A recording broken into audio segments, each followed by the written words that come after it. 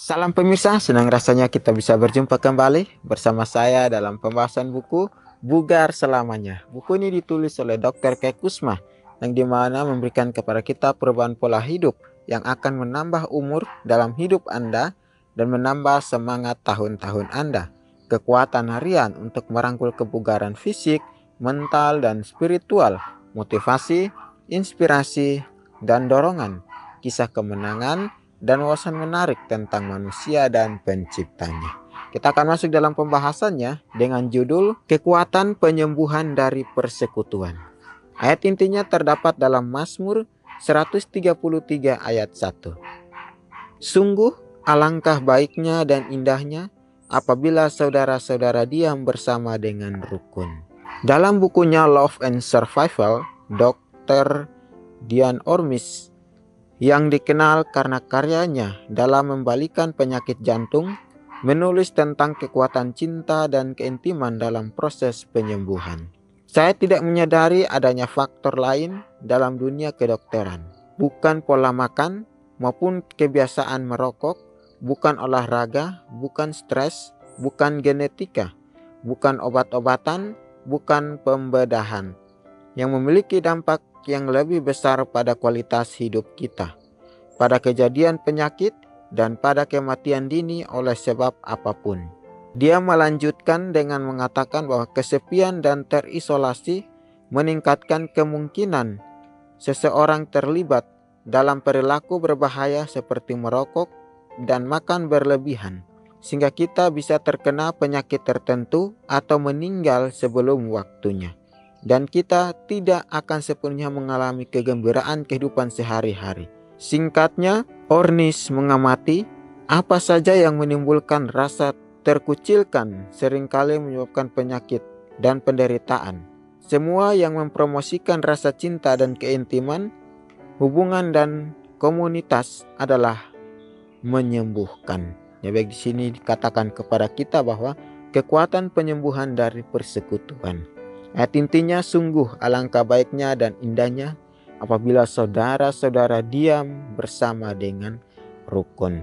Di sini Tuhan mengajarkan kembali kepada kita bagaimana kita mau bersatu, kita mau merasakan akan kehidupan yang baik, menjalani hubungan yang baik dengan keluarga, dengan istri, dengan anak, atau dengan suami, untuk mendapatkan suatu sukacita atau kesenangan di dalam kehidupan kita. Untuk itu Tuhan katakan kepada kita, alangkah baiknya dan indahnya apabila saudara-saudara diam bersama dengan rukun. Ini yang diminta Tuhan, untuk kita selalu menjalin hubungan kita dengan keluarga kita dengan baik bersama dengan Tuhan.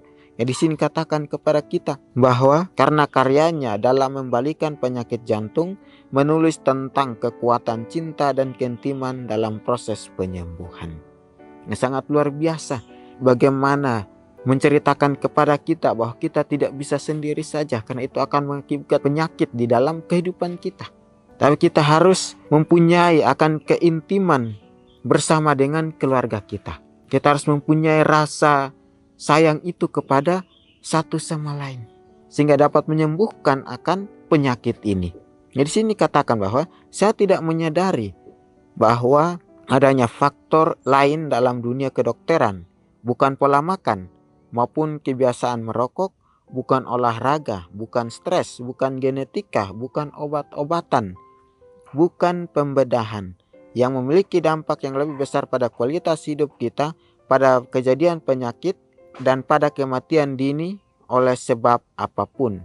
Dia melanjutkan dengan mengatakan bahwa kesepian dan terisolasi meningkatkan kemungkinan seseorang terlibat dalam perilaku berbahaya seperti merokok dan makan berlebihan. Sudah jelas diberikan kepada kita keterangan atau nasihat yang luar biasa. Di sini katakan kepada kita bahwa kita tidak boleh sendiri atau terisolasi di dalam satu ruangan, tapi bagaimana kita mau bersama-sama dengan saudara-saudara kita, dengan keluarga kita. Kita mau bersama dengan mereka, sehingga itu tidak menimbulkan suatu masalah di dalam kehidupan kita. Bagaimana kita merasakan akan sukacita dari keluarga, bagaimana kita merasakan kesenangan juga dari keluarga. Di sini katakan kepada kita bahwa Kesepian dan terisolasi meningkatkan kemungkinan seseorang terlibat dalam perilaku berbahaya. Kalau kita sendiri, mungkin kita berpikir yang berlebih. Tapi jika kita bersama dengan keluarga kita, itu akan mengurangi akan rasa sepi itu. Jika kita bersama dengan keluarga kita, kita akan mendapatkan suatu penyembuhan yang baik. Karena kita selalu bersama dengan keluarga kita. Apabila mana Tuhan berkehendak untuk kita melakukan pekerjaan Tuhan, maka kita jangan tanggung-tanggung untuk melakukannya. Tapi biarlah kita mau selalu meminta hikmat dari Tuhan, bagaimana Tuhan mau berkarya di dalam kehidupan kita.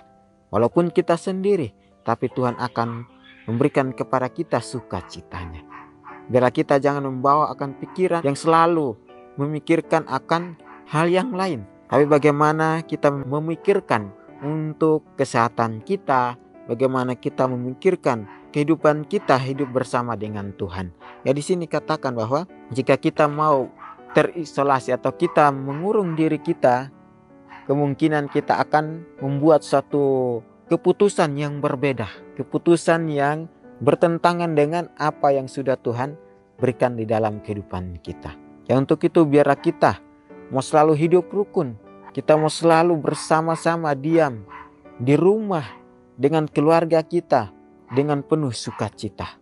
Karena kebahagiaan kita ialah di mana kita berkumpul bersama dengan keluarga kita. Kebahagiaan kita akan membawa satu hasil yang membuat kita untuk sembuh dari penyakit jantung kita. Ya, kalau kita sendiri mungkin kita mulai mengonsumsi akan hal-hal yang lain. Misalnya merokok atau alkohol. Karena tidak ada yang bisa memberitahukan kepada kita bagaimana kita menjaga akan kehidupan kita. Untuk itu Tuhan katakan kepada kita betapa pentingnya kita diam bersama atau hidup bersama dengan keluarga dengan rukun. Ya, untuk itulah biar kita selalu belajar bersama-sama. Untuk kita selalu meningkatkan akan rasa, akan hubungan kita yang erat dengan keluarga kita. Di sini juga katakan kepada kita bahwa sehingga kita bisa terkena penyakit tertentu atau meninggal sebelum waktunya. Nah, ini kalau kita sudah merasa sepi, kita merasa sendiri, kita tidak lagi merasakan akan kesenangan dari keluarga itu, yang mungkin kita tambah stres, kita sakit, ataupun kita bisa mati. Tapi bagaimana kita terus mau bertahan di dalam kehidupan kita untuk menjalin akan hubungan ini dengan keluarga. Begitupun dengan kerohanian kita, untuk kita menjalin hubungan kita bersama dengan Tuhan. Di sini katakan bahwa penelitian di Universitas California di Irvine memperkuat pengamatan ini.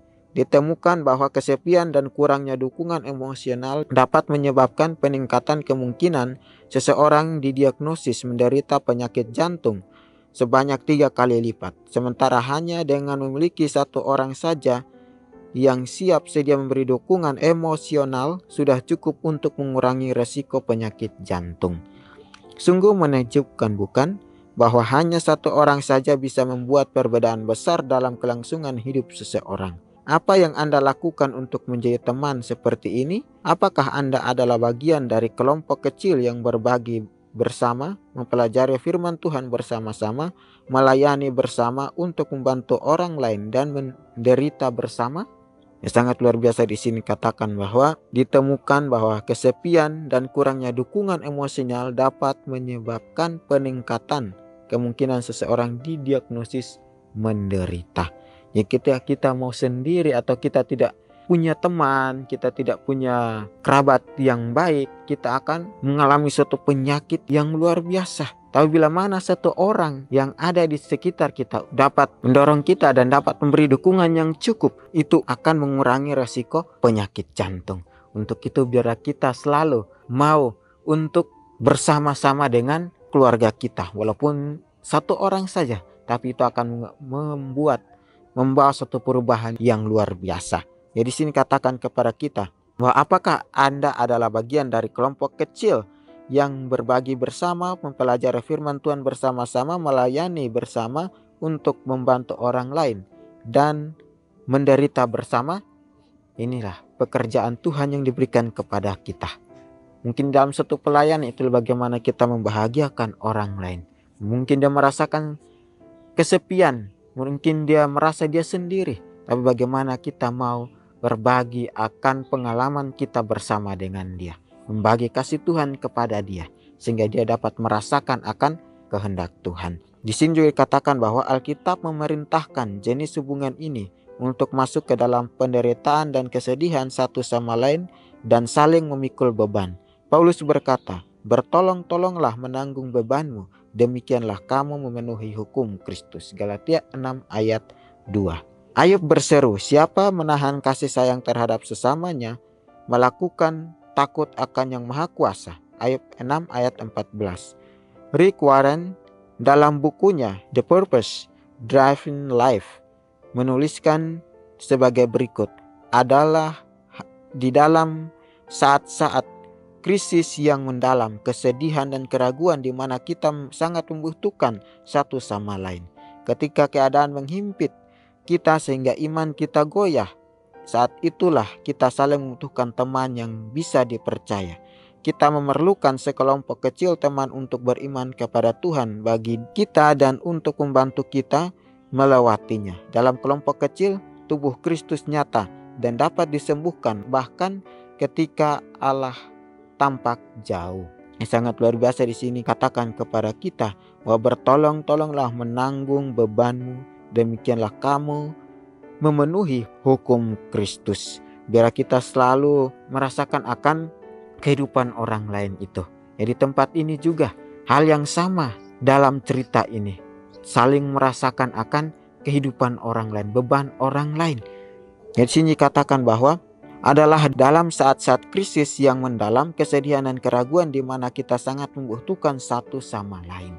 Sudah jelas Tuhan berikan kepada kita bahwa di mana saat-saat krisis yang mendalam, baiklah kita membutuhkan akan teman atau orang yang bisa kita percaya untuk kita saling mengutarakan, untuk kita saling berbagi akan cerita ini. Tapi di sini katakan kepada kita, ketika keadaan menghimpit kita hingga iman kita goyah, saat itulah kita paling membutuhkan teman yang bisa dipercaya. Kita selalu bersyukur kepada Tuhan atas berkat yang Dia sudah berikan di dalam kehidupan kita. Walaupun dalam keadaan krisis, tapi biar kita selalu percaya, meminta hikmat kepada Tuhan. Dalam kelompok kecil, tubuh Kristus nyata dan dapat disentuh bahkan ketika Allah tampak jauh. Bersyukur atas kebaikan Tuhan walaupun di dalam krisis, di dalam penderitaan sekalipun. Jika Ayub menderita di lingkungan Anda atau gereja Anda saat ini, apakah Anda akan menjadi teman yang akan memberi dia persekutuan erat yang dibutuhkan untuk meningkatkan peluangnya untuk dapat bertahan dan maju? Pertanyaan sangat luar biasa ketika kita menderita di dalam lingkungan kita atau di gereja kita, tapi biarlah kita selalu datang kepada Tuhan, meminta akan pertolongan dari Tuhan. Kita selalu membutuhkan akan satu sama lain, dapat mendorong, saling mengisi dan saling mendukung satu sama lain untuk melakukan suatu penyembuhan yang luar biasa di dalam kehidupan kita.